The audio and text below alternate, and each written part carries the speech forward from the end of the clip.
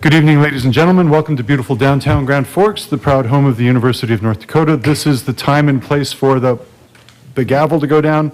The Jobs Development Authority. We'll begin with a roll call, please. Weigel. Osowski. Here. Weber. Here. Lenski. Here. Kavami. Sandy. Here. Veen. And Mayor Buczynski.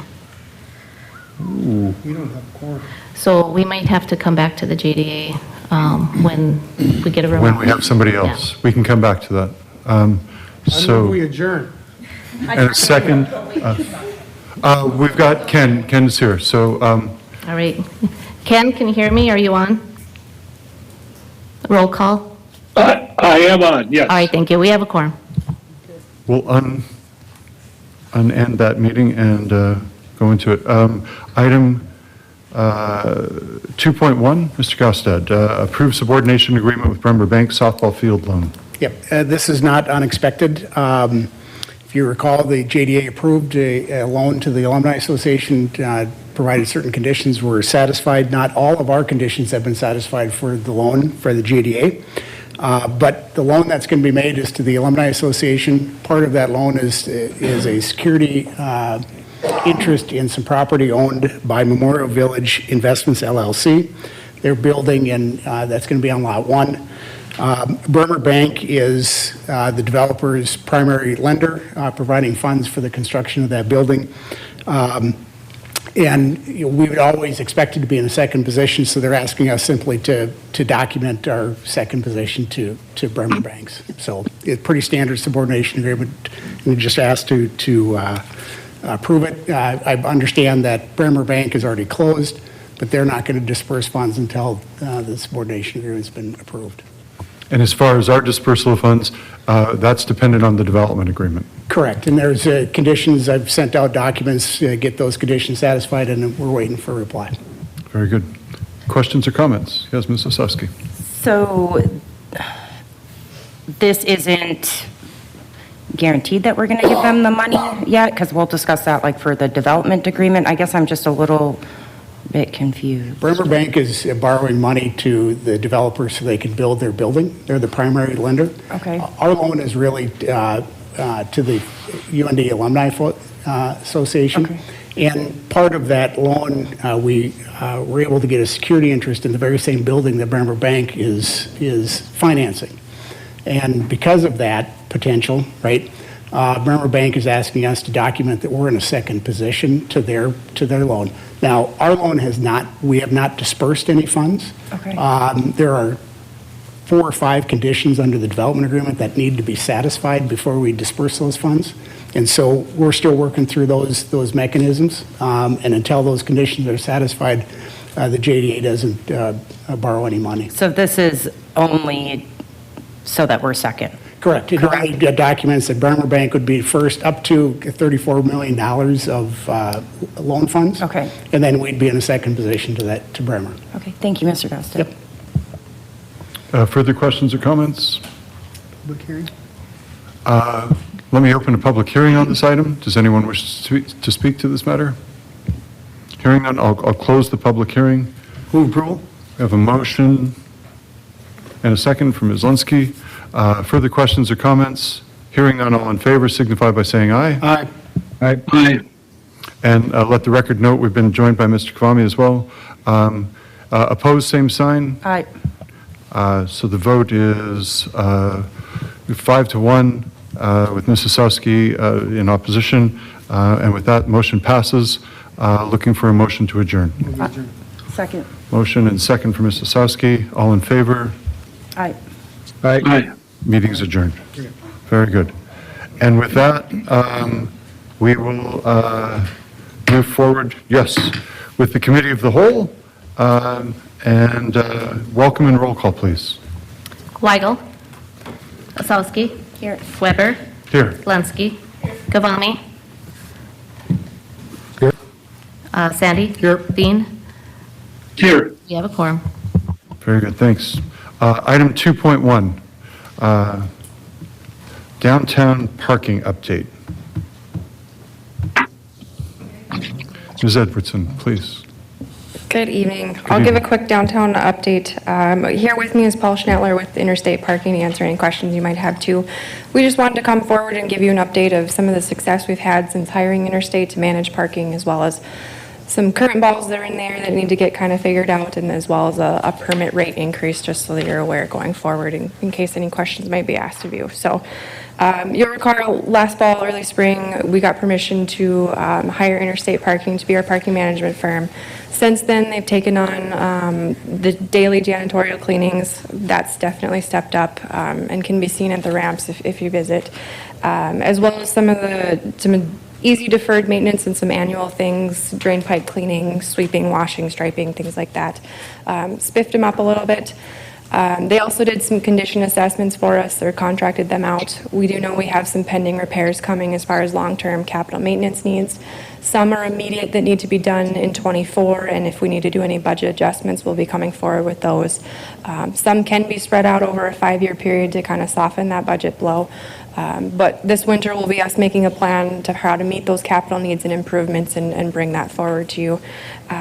As well as the property maintenance things that they've gotten us up to par on. We've had them take over and take a look at permitting and partnering with PD on ticket operations. Interstate is not contracted to do any downtown enforcement. That still falls to PD, and they've built that relationship up really well. Looking for some efficiencies with the Passport app and potentially shifting that internal, which would help lessen some licensing fees and some customer fees as well. And all of those kind of maintenance things and permit operations gets to the need to have a permit rate increase. We haven't raised parking rates downtown since 2015 for the city-owned ramps. And looking at peer community as our market certainly can handle an increase, which would help with those budget needs of the capital maintenance and improvements. So wanted to make you aware of those. We've been looking at that, evaluating the school contract. Also offering Interstate's proposed, we implement 2 additional permit types, a residential permit as well as a reserved shuffle rate. That still gets a higher location and a desirable location, but it's a little bit of a shuffle. Makes things a little bit easier operationally from that 24/7 reserve permit. When a 24/7 person, somebody's parked in their spot, they park in another spot that they're not supposed to be parked in, generates another ticket, ends up being a little bit of a nightmare. So that reserve shuffle actually ends up operationally being better for us. So trying to implement that change and shift towards that going forward. So we did want to soften the blow though.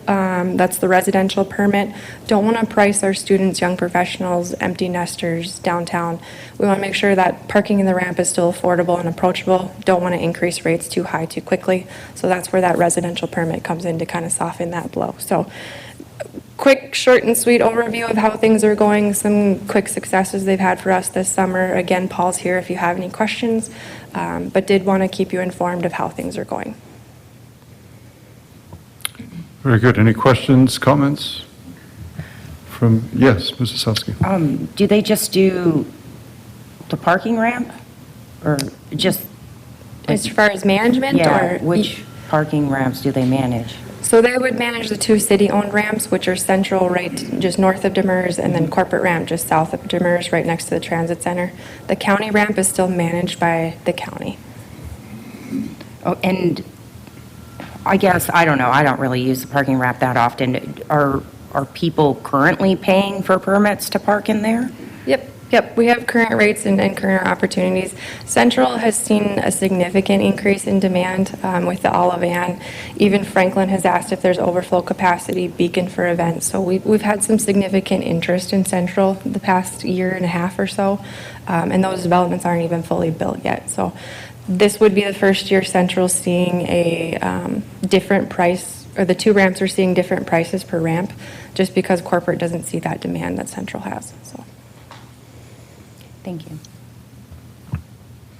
Mr. Schnettler, Ms. Edwardson, any updates on signage? I realize this was a condition assessment, but can you talk to us about signage quick? Yes, thank you. I'm Paul Schnell. I'm one of the owners of Interstate Parking too, and love to oversee Grand Forks. Yeah, new signage, we had to get some pricing and stuff established first. New signage has been ordered, should be here this week. We're going to start with an elementary or a basic package, and then we'll complement it as necessary. Olivan is going to be opening December 1st, and there'll be some additional signage that they're going to be paying for to help with their customer flow. So there's a possibility the new signage will be up before the hotel opens? It will, oh, it will. It Wonderful. will for sure, yep. That's great. And one thing Andrew didn't mention, you approved a new camera package earlier. That starts installation this week, and that should be done within 2 weeks. And that's going to be an intelligent system that allows multiple users to view various areas of the garage to help with maintenance and security. And this is just information only. Any other questions or comments? Thank you very much. All right, thank you. All right, nice to meet you, sir. Thank you. Item 3.1, request from Rice Empire, Inc., DBA Sakura, for approval of the transfer of their Class 4 food and beverage alcohol beverage license to First Star, Inc., doing business as Sakura Japanese Restaurant, located at 3250 32nd Avenue South. Hello. Chair Good Weber, evening. members of the committee, we received an application from First Star, along accompanied with a letter from Rice Empire, Inc., requesting the transfer of their license. Previously, back in 2020, just prior to the pandemic, you had seen a request where they had had a buyer as the other owner wishes to retire. And that kind of fell apart with the pandemic, so she continued operating, but now has found a new person who's interested in taking over the license, so looking for your approval. We have a motion from Ms. Osowski, second from Ms. Linsky. Any further questions or comments? Hearing none, all in favor signify by saying aye. Aye. Motion passes. Thank you, Ms. Lundmark. And item 3.2, request from Sanders, 322 Demers LLC, to change their alcoholic beverage license from Class 4 food and beverage to Class 5 hotel motel, and to amend their premise to include areas of the newly constructed addition of the Olivan Hotel. Actually, do we want to move to 3.3 first? We want to do, well, I'm going to kind of discuss both of them together because they Discuss kind of both together. partner hand in hand. Right. Very You good. can't really have one without the other, but He should read in 3.3 as well, and then we can take him. Okay, so also item 3.3, ordinance relating to an amendment to city code relating to Class 5 hotel motel classification of alcohol license. Thank you. Chair Weber, members of the committee. So Finance Department has been working along with the city attorney with the Olivan slash Sanders 322 LLC, Sanders 322 Demers LLC, which they're looking for an alcohol license so they can serve their full-service hotel, the Olivan, which will be operated under the same corporate umbrella, same ownership as Skies 322. Presently, city code does not have an alcohol license in it that would fit for the Olivan. Our hotel motel license was a class 5, and currently that is stated you must have 100 rooms or more in order to hold that class of license. That class of license is the one that's currently operated by the 3 other full-service hotels we have. The one most comparable to the Olivan would be the Canadian. They have multiple food and dining options, multiple lounge areas, as well as room service, and that's not something that's covered under any of the other licenses that the city also has in their code. So in reviewing our code, it seemed it's an order that would be the best fit for the Olivan, but it needed a few tweaks, as the Olivan will have 79 rooms. And then the Olivan also would like to serve, or to have mini bars available in the rooms, which is a request we haven't had for some years. We used to have a Class 13 license, which was just a service minibar license, and no one asked for it for about 20 years. So we took it out of code, and as with everything else, then that's when it comes back in again. So as most hotels, we don't have a high demand for it. We're just looking to add that into the Class 5 license as a part of that. So if you have a full-service hotel, that would come along with your license. Very good. Questions or comments? So the existing ordinance hadn't anticipated a boutique hotel, so this is a little cleanup to accommodate the new reality. Yep. I move approval on 3.2 and 3.3. I second. Very good. And we'll hold a public hearing next week. We don't open that up tonight. Yep. Very good. Questions or comments on the current motion? Hearing none, all in favor signify by saying aye. Aye. Aye. Opposed, same sign. Motion passes. Thank you again, Sherry. Item 3.4, Special Operations Group Joint Powers Agreement Amendment 4. And who is presenting on that?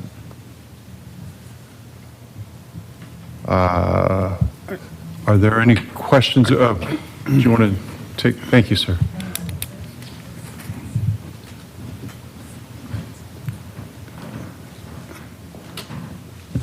Sorry for the delay there. I was under the impression someone else was going to be presenting this. We have had some additions to the Special Operations Group, which is the umbrella that oversees all of our SWAT teams, negotiation teams, and so forth. It's all handled under the Special Operations Group. We are requesting additions to that team as in the memorandum that was sent forward. And additionally, there was one deletion from that, which would be the University of North Dakota Police Department, due to a jurisdictional issue and recommendations based on the North Dakota Attorney General's office.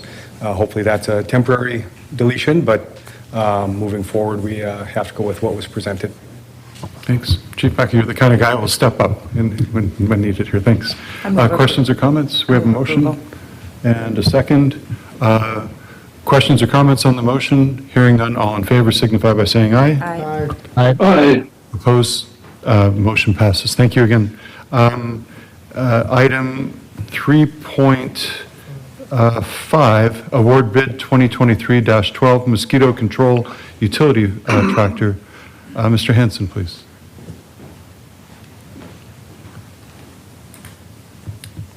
Thank you, sir. As you can see, we are looking at upgrading the current tractor that we have. So we sent out for bids, received one qualified bid, and we feel that that is a fair bid. So we're recommending to move forward. Questions or comments on 3.5? I move approval. We have a motion from Ms. Osowski, second from Ms. Lunsky. Further questions or comments? Hearing none, all in favor signify by saying aye. Aye. Aye. Opposed, same sign. Motion passes. Thank you, sir. Thank you. 3.6, Award Bid 2023-13 Public Works Landfill Division Front End Loader. Ms. Lipsch. Good evening, Vice President Weber and committee members. This item is for the 2024 budget, but we went to bid early because the suppliers are looking at a significant price increase come December 1st. So we felt it was prudent to go to bid early on this item. So we received two bids, one from RDO Equipment and one from Butler Machinery Company. RDO Equipment is a low bidder with a total bid award of $429,529. Questions? I move approval. We have a motion from Ms. Osowski, second from President Sandy. Further questions or comments? Hearing none, all in favor signify by saying aye. Aye. Aye. Opposed, same sign. Motion passes. Ms. Lipsch, item 3.7, Public Works Facility Scrubber Sweeper Purchase, please. This unit is a scrubber sweeper that is used to clean the floors within the Public Works facility. The current unit is quite old and does not work well. And so we budgeted in 2023 to replace this piece and are using a Sourcewell contract through Tenant to purchase it in the amount of $70,439. Have a motion from Mr. President Sandy, second from Ms. Lunsky. Further questions or comments on the motion? Hearing none, all in favor signify by saying aye. Aye. Aye. Aye. Opposed, same sign. Motion passes. Thank you, Ms. Lipsch. Item 3.8, request from Cities Area Transit to declare equipment surplus and authorize sale. Mr. Bergman. Vice President Weber and committee members, Yes, this is just some equipment that we're trying to get rid of, being we've had a remodel in our facility. I did notice in the paperwork that you did receive that one part of the rollover bus washer, the actual machine that does the washing of the vehicles, is missing. I will send that out tomorrow. I don't know why it missed on the documents, but I will send that out. But most of this stuff is equipment that is no longer used. It's been sitting there for the last year and a half since the last remodel, and we're finally getting around to get rid of some of this. The new facility with the addition that we're putting on is going to have a new bus washer. It's a drive-through bus washer. It's not one that the machine itself moves. So we're looking at getting rid of it, and we do have to get FTA approval because that was FTA dollars that are tied up in this at 80%. So I'm seeing the Pro Wash rollover bus washer, it's listed, but it's, the information isn't there, is that what you're saying? Nope, the one that you're seeing is actually just I see. the pressure port of it, and you're missing the Okay. part that has the actual brushes that scrub the vehicles. I'll sleep better once that's included. It should be good. Very good. Questions or comments for Mr. Bergman? I move approval. We have a motion from Ms. Osowski, second from Ms. Linsky. All in favor signify by saying aye. Aye. Aye. Opposed, same sign. Motion passes. Thank you. Mr. Grasser, I think if it's okay with you, we're interested in considering 3.9 through 315 together. Would you? 314. 314. 3.9 through 314. Does that sound good? Any problems with that? So then I'll go through and I'll read these in quickly. Great. That's my job right now. Okay. 3.9 federal funding request for project 8720-Urban Roads Program. 3.10 federal funding request for project 8720 Urban Grant Program. 3.11 federal funding request for project 8720 Transportation Alternatives Program. 3.12 federal funding request for project 8720 Regional Roads Program.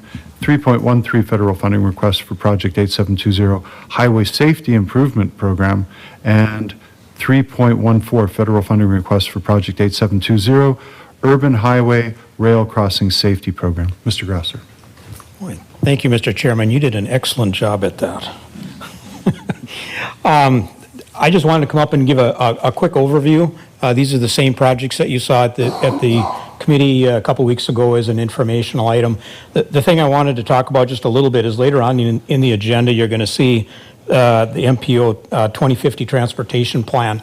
It's a nuance, but you won't see some of these requests in that 2050 plan.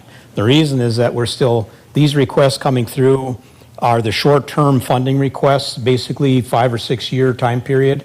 And those, because of that, we're still operating under the 2045 plan.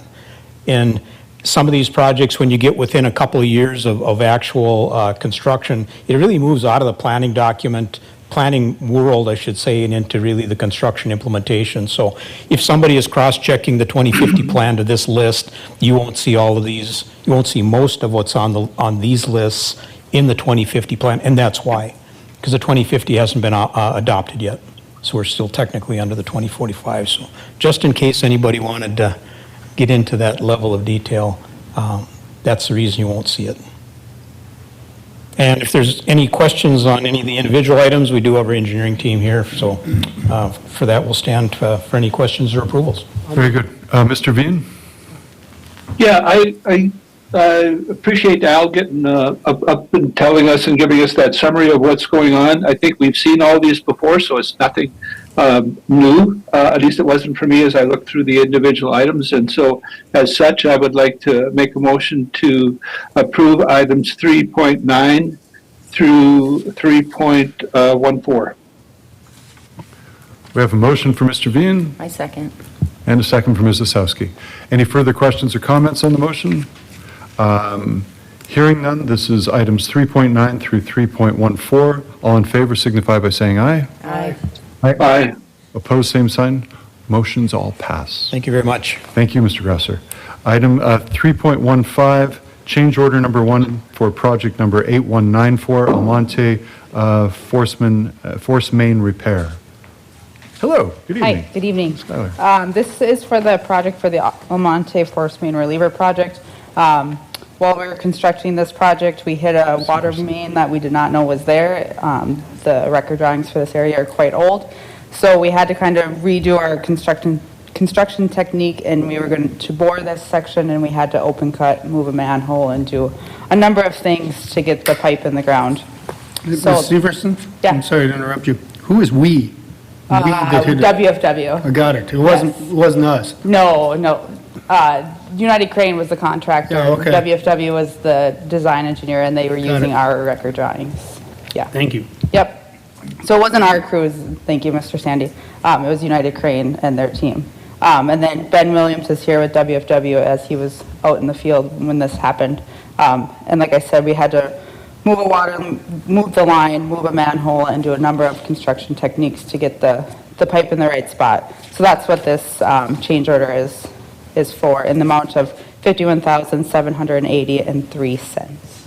Very good. My apology for mispronouncing your name there. That's okay. Yes. Questions or comments? I'll move approval. We have a motion and a second from Mr. Kvamme. Further questions or comments? Hearing none, all in favor signify by saying aye. Aye. Opposed, same sign. Motion passes. Thank you again, Ms. Ms. Severson. Severson, I'm sorry. So now we're going to have better updated drawings so we don't hit this main again, right? That's correct. Great, thank you. Appreciate it. Item 3.16, bid award for project number 8695, Grand Forks Water Intake Zebra Mussel Mitigation Improvements Project. Ms. Parvey. Good evening, Vice President Weber, members of the committee. Tonight, we're asking for approval to award the bid to CC Steel. I had brought this project before you. AE2S did the design, and we're really just looking to enhance the mitigation that's going on currently at the raw water intake. We have been treating that area since 2020 and need to move the chemicals into a separate room and then provide some safety measures there within that room, really is, and then take out some existing chemicals that we've currently got at the raw water intake building. Questions or comments? Ms. Linsky, please. So can you explain that a little bit more? The chemicals, you're putting in chemicals to try to get rid of the zebra mussels? We currently are, yes. And you want to change, how do you want to change that? We're going to continue to use it. We just need to locate it in a separate room, in a different room than we're currently, and then we have more capacity for the chemical that we can take on at that site. So it's really just doing some minor improvements, not a change to the treatment that we're currently doing. We do have some old GAC equipment there that we currently have at the new facility that's no longer needed at the raw water intake that we incorporated into the plan as well, which just allows us to remove that. Ms. Osowski. Just to make sure that I understand, so what do you guys like, dump these chemicals into our, like near our raw water intake so it kills the mussels? And then does this go into our drinking supply or, I mean? We do treat the water once we bring it in, so this does have to go into the water as it's coming in to the city's pipe, because then we can actually because otherwise we have zebra mussels adhering to the screen, and then we have concerns about whether or not they'll attach within the pipe itself. And so the goal is to get the water to the plant to be able to treat it. So is 100% of these chemicals removed during our water cleaning process? Yes. Thank you. I move approval. We have a motion from Ms. Osowski, second from Ms. Linsky. Further questions or comments? Hearing none, all in favor signify by saying aye. Aye. Aye. Opposed, same sign. Motion passes. Ms. Parvey, item 3.17, wastewater treatment plant, replacement pumps for reactor tanks. Thank you. So we currently have 6 different pumps that are needed, or mixers, for our reactor tanks. We replaced 2 last year. We included 2 to replace this year, and then we included 2 more in the budget to replace next year. So it's really just replacing pumps that are 20 years old for those reactor tanks. I second. We have a motion from President Sandy, a second from Ms. Osowski. Any further questions or comments? Hearing none, all in favor signify by saying aye. Aye. Aye. Opposed, same sign. Motion passes. Item 3.18, Itron ERT purchase. Information only. Ms. Parvey. And tonight, I'm just bringing, before a purchase that we made back in September, I'm required to bring an emergency purchase back to you if we do purchase that above my purchasing authority. We were told that they were, Itron is a company where we use their electronic readers for our water meters, and they were discontinuing one of the models that we currently use. So we wanted to be able to purchase about 200 of those before they discontinued them October 1st. They didn't give us a lot of time to be able to make that decision, so we worked with the finance department and got the authorization to purchase those. That'll help with the meters that we currently have within our water distribution system. We're getting to the point where we need to replace some of those water meters themselves and the ERTs, but these ERTs will help us with the system, with what's currently in the system to read while we replace that system going forward. So these are Itron ERTs? These are Itron ERTs. Very good, thanks. And they Questions just- or comments? I have a Yeah, question. please, Ms. Osowski. These go within our facility, or these go on, like, our citizens' homes? These go right next to the water meter within any residential structure or commercial structure, so that we can read the meter itself on how much water is being used. Okay, thank you. And this is information only. Further questions or comments? Very good. Thank you, Ms. Parvey. Thank you. Item 3.19, ordinance and resolution to amend the Grand Forks Comprehensive Plan to include the Grand Forks, East Grand Forks 2050 Street and Highway Plan update. Ms. Kuba. Good evening. Good evening, Chair Weber and committee members. I was here briefly a couple months ago to kind of update you guys on this particular plan. We did present this plan to P&Z, so you will have it before you again next week, but wanted to make sure that we kind of went over some of those last minute items that many of you had questions about, especially towards the end, as well as kind of getting an idea of what this plan is totally covering. I do have Jason Carby online who will be doing the presenting, so hopefully we'll just mostly keep it focused on those projects. Very good, thanks. Hi, can everybody hear me okay? We sure can. Thank you, Mr. Carby. Welcome. Okay, great. Yeah, thanks for the time, everyone. Good to see you again. Really quick, I wanted to give a very high-level overview of what is in the street and highway plan and really concentrate on projects, because I think that's a lot of, kind of some of the important things. And I think Mr. Grasser talked about that when we talked about the items that were on the agenda earlier. So this is just a high-level overview of each of the chapters that are included, and I'm going to really quick walk through the content of some of that, and then we'll kind of concentrate on those projects that are in the plan, and then any questions that you all might have, we can go through. Chapter 1 is really just talking about what the MPO is, its function, and some of its core kind of working products.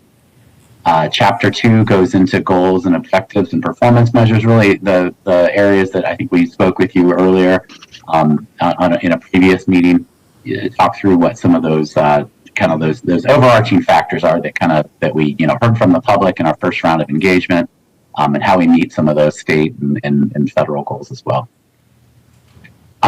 Third chapter talks about all the different ways we engage with the public. We did have 3 rounds of input opportunities where we took feedback from the public, provided some information on plan direction, did that in person and online, had a kind of a focus group of folks that gave us input and had surveys, and then did interact with you all and policy board and PAC at the MPO. Chapter 4 was a community profile, basic demographic and socioeconomic trends, population, housing, how we travel as a community. Chapter 5 went into, basically took all that engagement that we've been going through and also kind of added some data to it, looked at, how the system's currently operating, safety, mobility, all kinds of different perspectives on that. The future trends and needs in Chapter 6 really looked at the land use growth that was part of those land use plans that each side of the river adopted, and looked at how that would impact travel. Also did look at some emerging transportation trends and technologies as well. Chapter 7 kind of took that framework, looked at strategies. What are the types of projects that the plan should really focus on? Looked at maintenance and state of good repair projects. operations and safety. There's opportunities in some corridors where we're going to see a lot of growth for some potential street widenings, new streets and new bridges with new river crossings potentially, and then paving gravel roads. And so these are all of the different strategies that went into this list of potential alternatives that the plan was considering. It was, based on past planning efforts, what we heard from the public, what some of the technical information had provided, and ongoing studies. And you can see we've got, everything in the plan was kind of color coded for, whether it's blue for paving, roads that are currently gravel in these growth areas to accommodate urban growth, whether it's, collectors to support future development.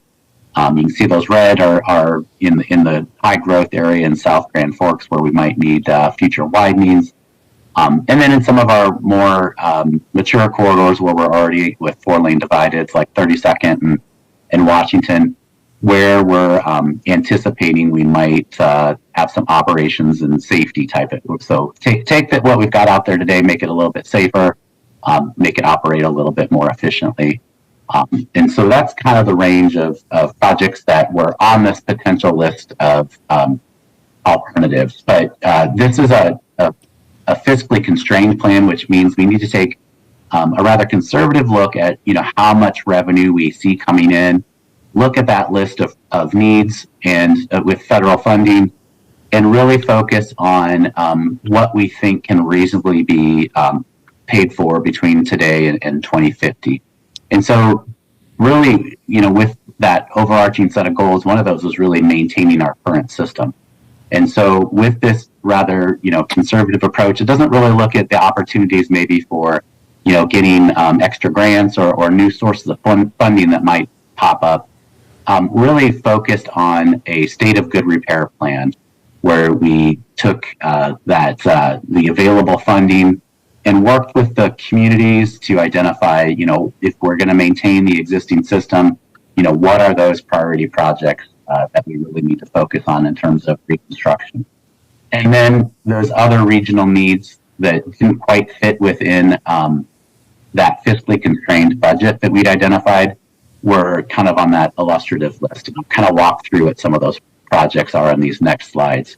And so there's a lot of details on this map, but I think what I can give you the highlights is that, so we've got these time bands that are essentially the next 5 years after the current transportation improvement program. So the years 2028 through 2032 those are the short-term green projects you see there. That midterm is the next 8 years. Those are shown in blue, and the long-term are the red projects. And those are, again, in red. And so those are for the final 8 years through that 2050 timeframe. And then in orange are those kind of key, what we're going to call, we call it illustrative or vision projects. Those are those critical projects that we anticipate need to happen probably sooner than 2050. But with the kind of conservative fiscal approach that we take with this fiscally constrained plan, do not necessarily fit within that timeframe. It doesn't mean other additional funding won't be found between now and 2050 for those. But you can see these projects really are state of good repair because we've really focused on reconstruction and kind of surface repair projects on our existing streets, with Columbia and Washington, projects on 32nd there. And so, and then some opportunity with these committed projects, so the ones that we anticipate are happening, that have already some funding associated with them, the 47th Avenue South Interchange and the 42nd and Demers grade separation there. We do have some paving gravel road project associated with 48th Street between 32nd and 47th to support that as well.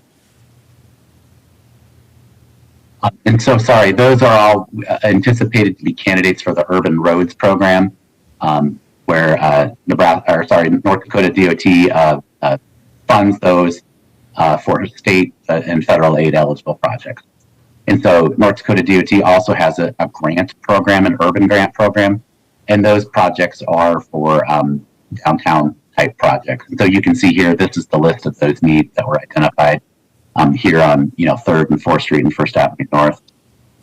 some of those opportunities there with that grant program from NDDOT. And then NDDOT also offered on the state system with their urban regional program, those projects that they identified as being in need to maintain their system in a state of good repair as well. And you can see there's a lot of projects on Gateway and 81 in Washington and Demers and 32nd Avenue South, where they're actually over the time frame, a lot of them are taking two different sets of rehabilitation type projects to keep them in a state of good repair as well. And so they've got, again, short, middle, and long term covered with the program for the state routes as well.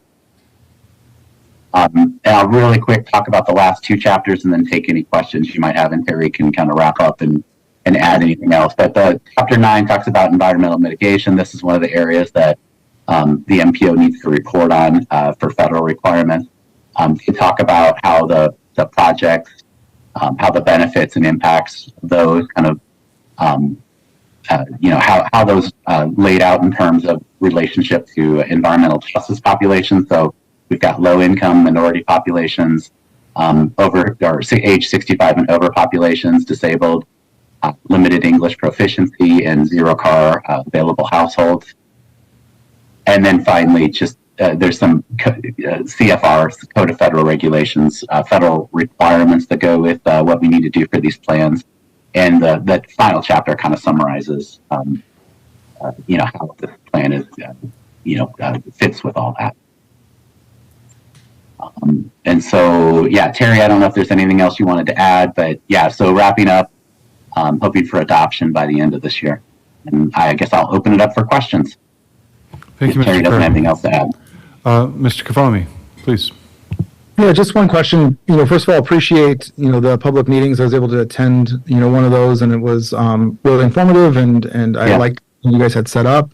I was just curious, looking between 2045 and the 2050 plan, if there's the option to maybe have a summary of what our differences are, potentially for our next meeting, or just emailed out, or, as you look at the changes between 2045 and 2050, it'd be good to, in a snapshot, there's lots of chapters, lots of information, just see what's changed.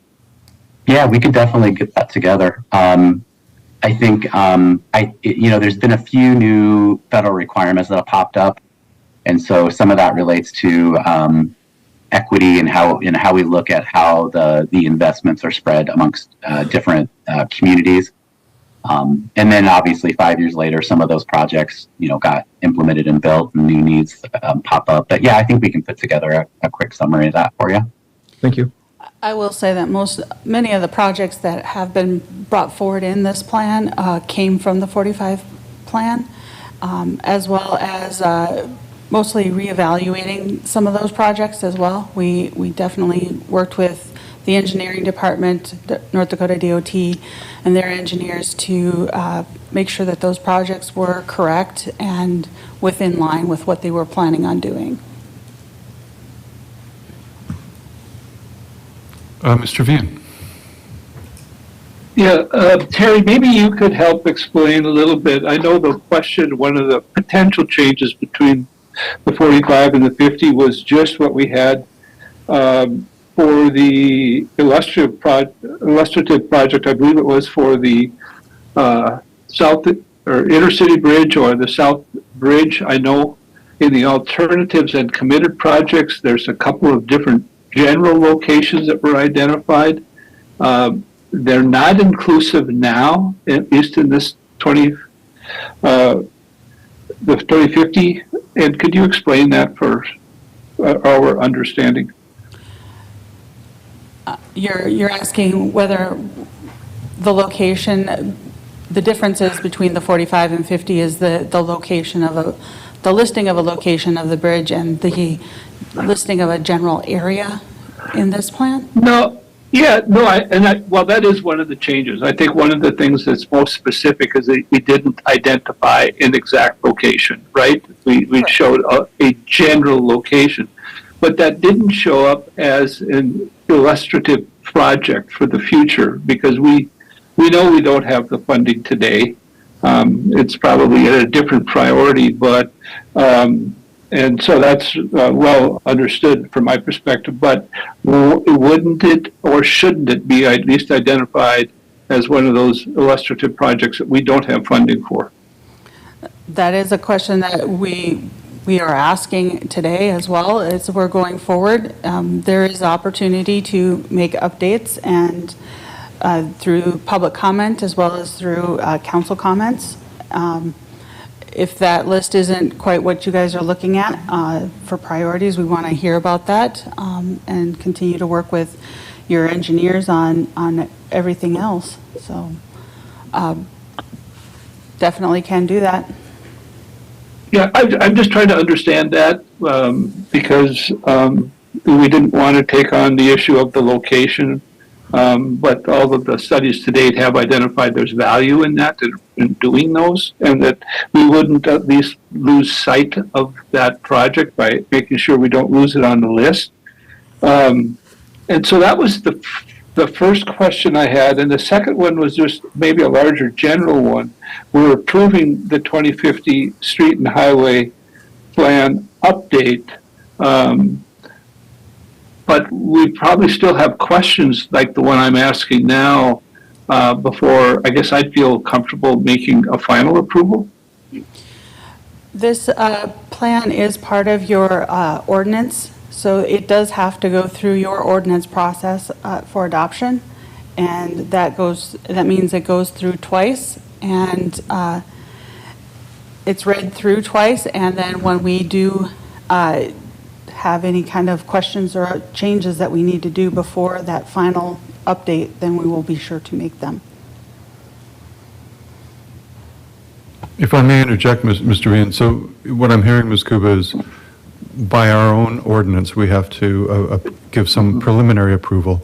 Correct. From the MPO perspective, you're looking for feedback as you're continuing to move forward.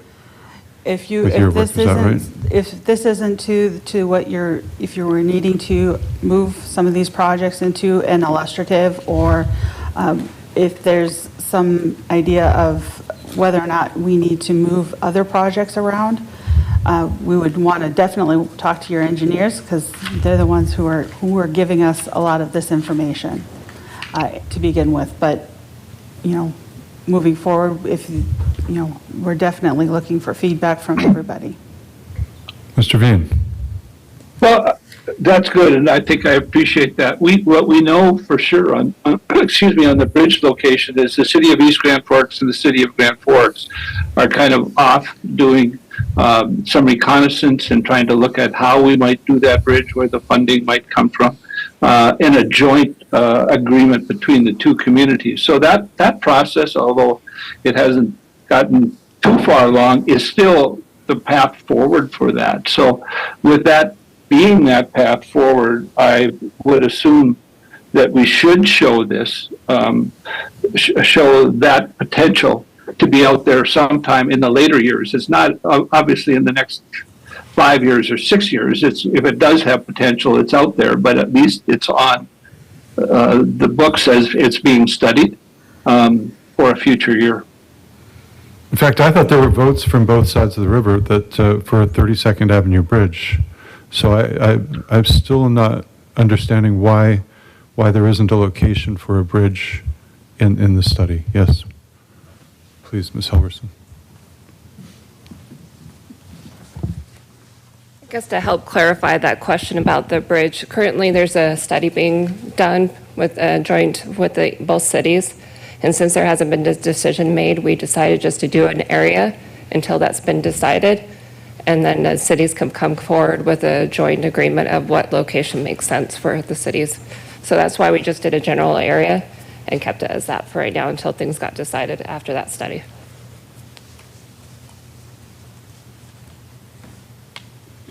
Mr. Veen? So, anything? No, Yes, I would say, no, that's my understanding, and I appreciate that.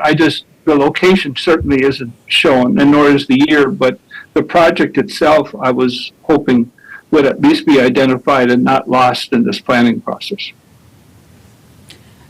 And we will. So that's my comment. That's how to move forward.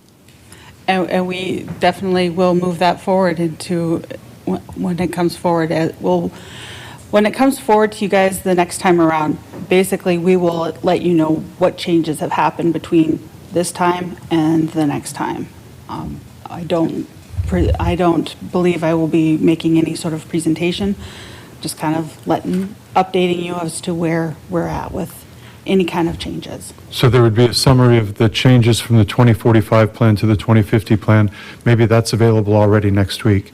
And then any changes between the 2050 plan as it stands today and when it comes back to us for final approval, the presentation at that time would be a summary of those changes as well. Correct.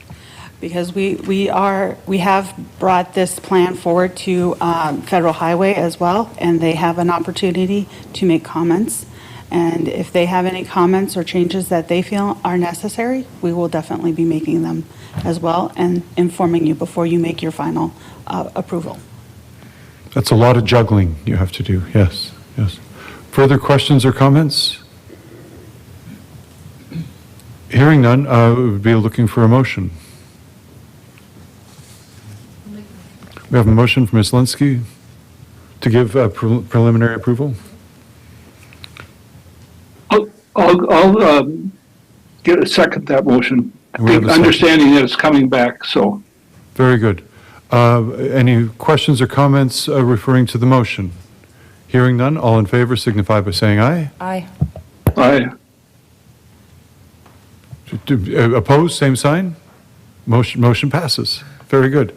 In closing then, just city council member discussion matters. Ms. Linsky, anything? Ms. Osowski? Please. I guess I'm just personally starting to get a little bit concerned about our city water. I know that soon it'll probably come back to us that we need to approve a list of chemicals that is used to clean our water. We dump fluoride, which, you know, you have to wear a hazmat suit to even dump that into our city water. It is a hazardous waste. I would like to see us maybe see if there are like different ways that maybe we could treat our water. And then today I find out that we're dumping poison basically right at our water intake to kill the mussels. And so also we just, I believe last week we voted not to participate in the forever chemicals that are in our city water.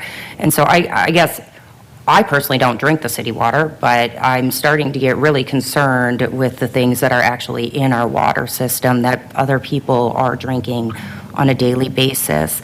Also, the EMFs that come off maybe some of these water readers that we have on the side of our house.